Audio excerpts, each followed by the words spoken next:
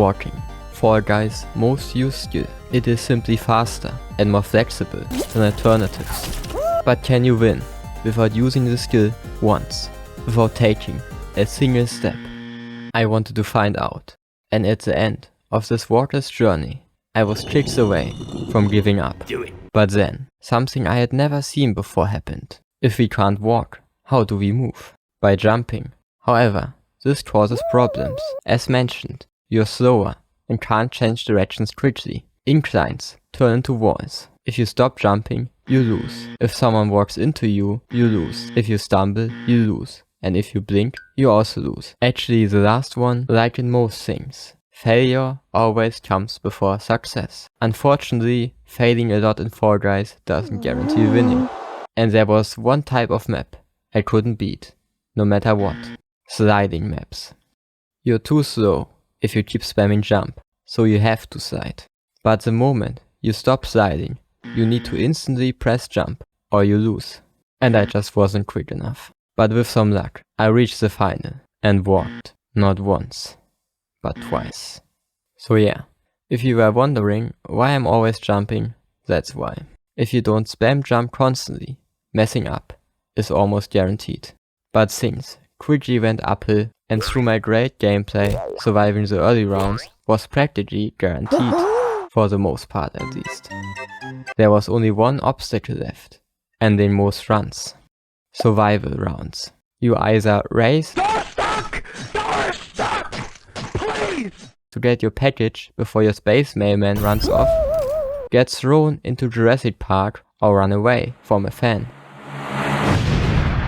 Running away from a fan seems the most straightforward. The problem is the moving ground, giving everyone a speed boost. This results in you being too slow and the fan catching up after just a single rotation. In Jurassic Park, we just can't change directions quickly enough. Spaceship maps were our best bet. You get yeeted way easier, and you also have to hurry, but not too much. However, most of these things are luck dependent and can be overcome.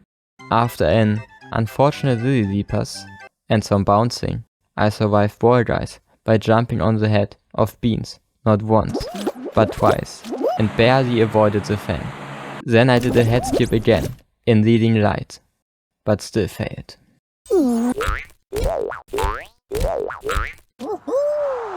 And just like that, only one space delivery stood between me and the final. Back to bouncing.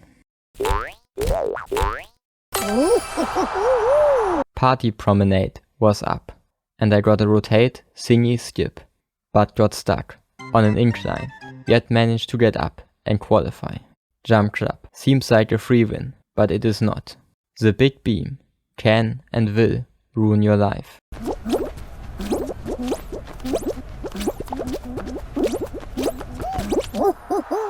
But I pulled through, and it was time for another space race. Things started off good, and I cleared the first few obstacles without issue. I got hit, but barely held on, continuing racing towards the drop-on point, and saw only 3 beans could make it.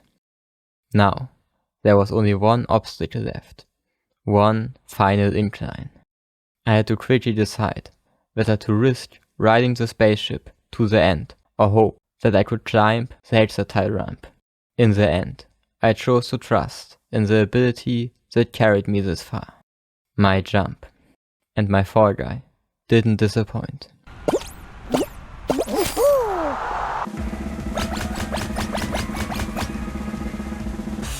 It was down to only 2 people, a 1v1, something I had never seen before. If I got Fall Mountain, I would not recover. But then, it showed Hexaring. The sport was fantastic, and I just had to focus on staying in the front. But not too far, or I would slide off. Then I stumbled. Luckily, my feet didn't touch the ground, and I recovered back to the front. And then, without walking a single step, I won Fall Guys.